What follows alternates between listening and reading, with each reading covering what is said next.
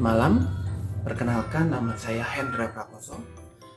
Saat ini saya sedang mengikuti pelatihan CPNS dari Kementerian ATR BPN tahun 2021. Ya, pada kesempatan kali ini saya ingin memaparkan mengenai analisis isu kontemporer. Nah, analisis isu kontemporer yang akan saya coba paparkan atau saya bagikan pada kesempatan kali ini yakni mengenai isu penarikan sertifikat tanah yang lama untuk diganti dengan sertifikat elektronik oleh ATR BPN. Ya, seperti yang kita tahu, pada tahun 2021 dikeluarkannya atau diterbitkannya Peraturan Menteri ATR BPN nomor 1 tahun 2021 tentang sertifikat elektronik.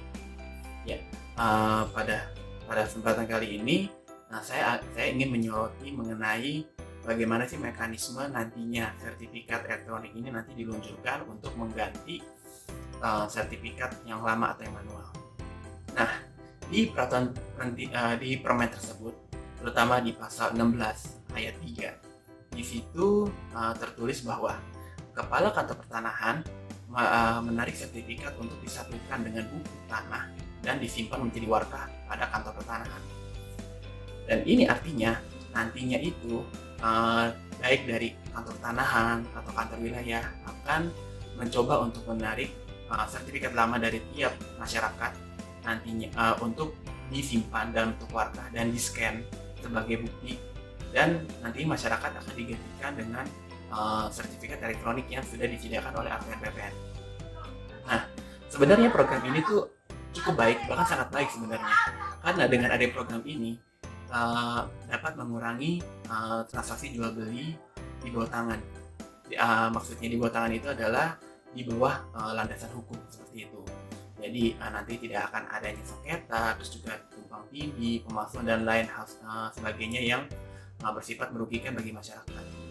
Nah, selain itu juga kepemilikan tanah menjadi lebih dimonitoring nih. Jadi masyarakat dan ATR BPN juga masing-masing saling memantau nih kalau oh iya emang tanah ini sudah dimiliki dengan sah dan secara hukum oleh si A, seperti itu. Jadi digitalisasi dari sertifikat elektronik sertifikat tersebut sangat bagus kayak gitu untuk kedepannya. Namun demikian ada nih pihak yang kontra, dan benar juga sih kontranya sendiri adalah mereka memikirkan kalau sebenarnya tuh misalnya contoh nih, ada salah satu dari konsorsium pembaharuan agraria atau KPA. Dia mengatakan kalau pendaftaran PTSL aja di seluruh wilayah Indonesia masih belum dilakuin kayak gitu. Jadi kan semacamnya ya hal-hal yang mendasar seperti itu aja belum dilakukan, kenapa harus lompat ke hal yang lebih tinggi kayak gitu. Lebih baik hal yang mendasar itu dibereskan terlebih dahulu. Nah, kemudian baru dilanjut ke tahap yang lebih tinggi lagi kayak gitu. Nah, hal ini mungkin adalah digitalisasi sertifikat kayak gitu.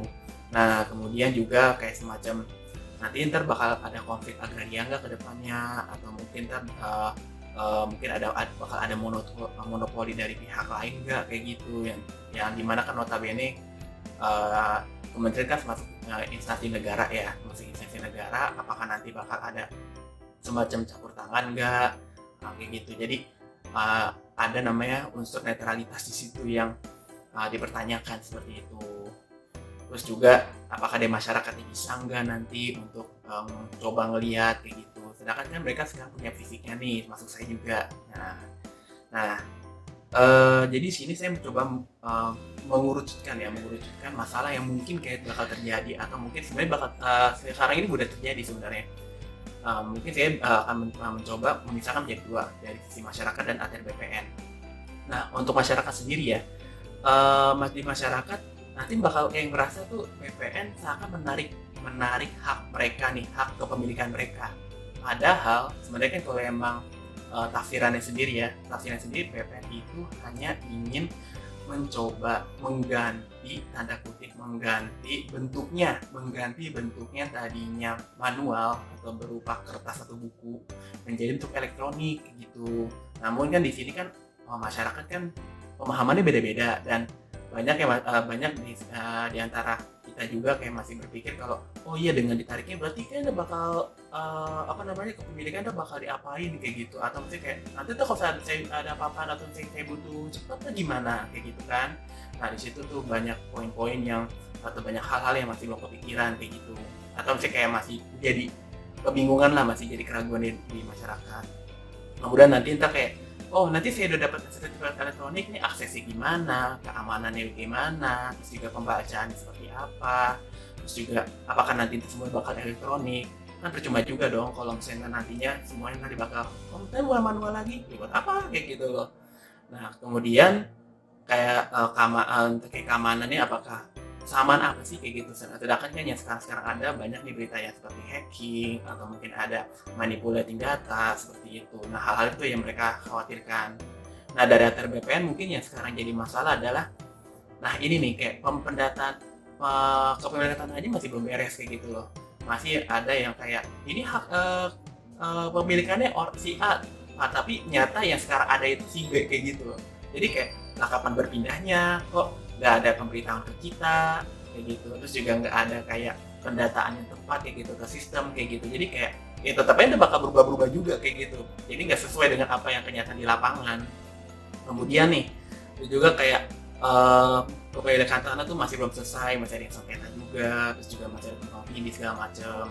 Dan terakhir itu kayak mestinya ya dengan adanya si permen ini atau peraturan menteri ini harus juga ada juknis atau petunjuk teknis ya yang bersifat tuh mengatur hal-hal yang bersifat yang memang belum diatur di permen ini. Kayak contoh tadi kan kayak bagaimana sih cara nariknya, apakah emang harus kayak gitu? Gak mungkin lah, pasti ada prosedurnya. Misal kayak mungkin ada surat kesepakatan atau ada misalnya kayak oh emang saya saya menyatakan kalau emang sertifikat ini saya akan pindahkan atau saya akan alihkan ke dalam bentuk elektronik, dan masing-masing kedua belah pihak juga ada semacam MOU untuk mencatat kalau masing-masing setuju dengan hal itu.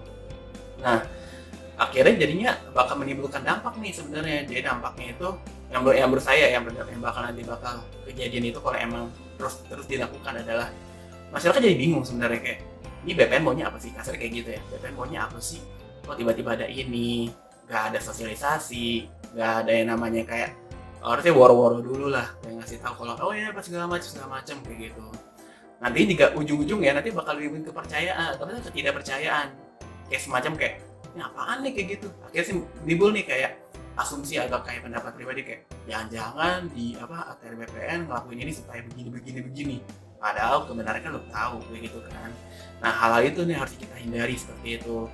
Malah kan hal itu kan jadi bisa jadi hoax ya kan, hoax untuk menyebar ke orang-orang sekitarnya, atau bakal jadi hate speech, jadi kayak ngata-ngatain ATR BPN kayak ini kredibilitasnya yang jelek nih atau nggak transparan segala macam kayak gitu kan. Nah juga dari ATR BPN juga kayak semacam karena keputusan ini menurut saya mendadak dan tidak transparan, ya akhirnya jadi kredibilitasnya dipertanyakan instansi dari ATR BPN ini kayak gitu, kayak semacam ya Anda kenapa tiba-tiba ngeluncurin ini, udah ngomong belum, emang sih tujuannya baik tapi kan gak semua orang mempunyai pikiran yang sama kan, yang seperti itu. Jadi nantinya bakal kayak tindakan berikutnya bakal jadi nggak direspon kayak gitu, atau program berikutnya bakal jadi nggak diapresiasi oleh masyarakat, bahkan menjadi kayak hate speech atau kayak jadi semacam bullying dari masyarakat, karena kayak sebelumnya kayak gini kenapa jadi kejadian lagi kayak gitu. Nah berikutnya sendiri saya mencoba nih untuk ngebuat kayak analisis isu. Sebenarnya analisis isu itu semacam kayak kita breakdown dari masalah yang tadi ada tuh bakal kayak gimana sih. Nah di sini tuh saya memakai metode fishbone. Fishbone sendiri saya memakai fishbone yang 8P.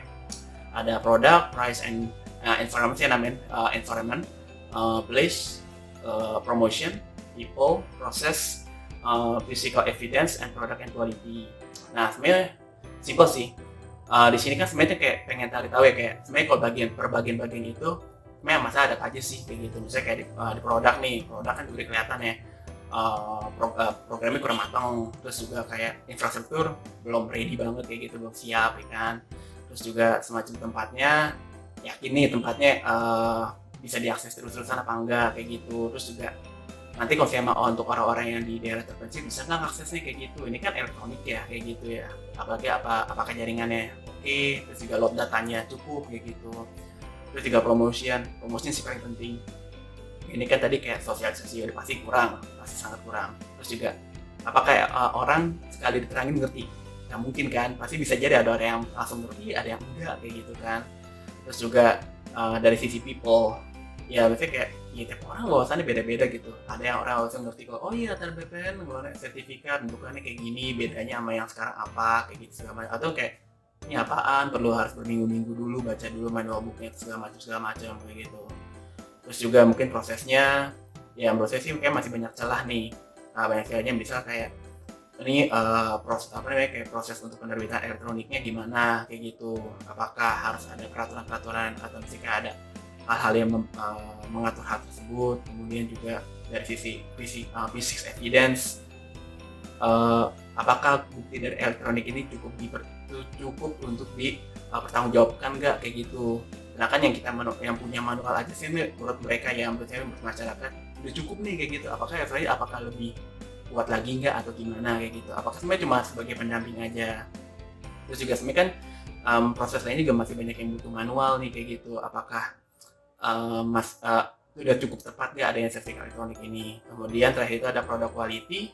Terus saya sih kayak nanti ini sistem ini bakal oke nggak, nanti bakal seketika dengan masyarakat, saya datanya tetap nggak, terus juga apakah kejamin nggak prosesnya itu kayak gitu. Nah dari situ saya mencoba nih untuk membuat rekomendasi penyelesaian baik kedua sisi, baik dari ATR BPN dan dari masyarakat. Nah untuk ATR BPN sendiri menurut saya mungkin ya rekomendasinya adalah coba kaji ulang, coba libatin instansi lain.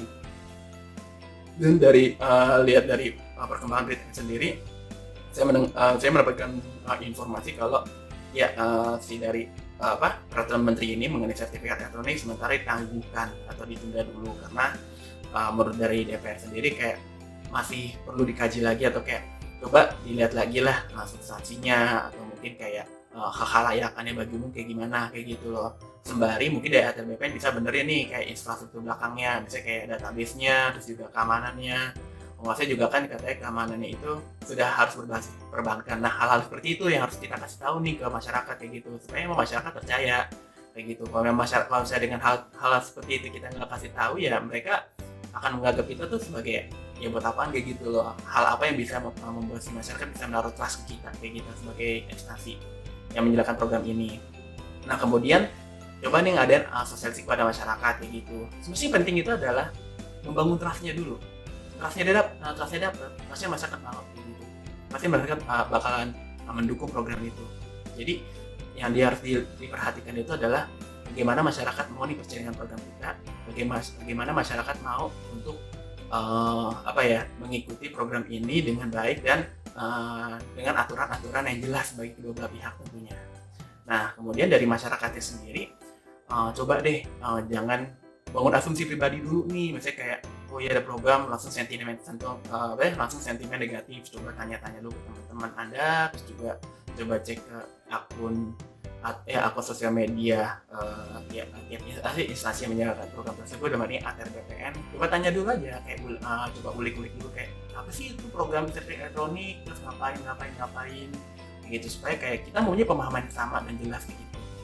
Kemudian juga menurut saya harus dibuat kelompok masyarakat sih sebenarnya, karena tiap orang itu nggak mungkin bisa dijelasin sekali, dan kita perlu orang yang emang mungkin kayak kasarnya mudah untuk dijelasin, atau orang dekat yang bisa untuk menerangkan lebih lanjut kayak gitu.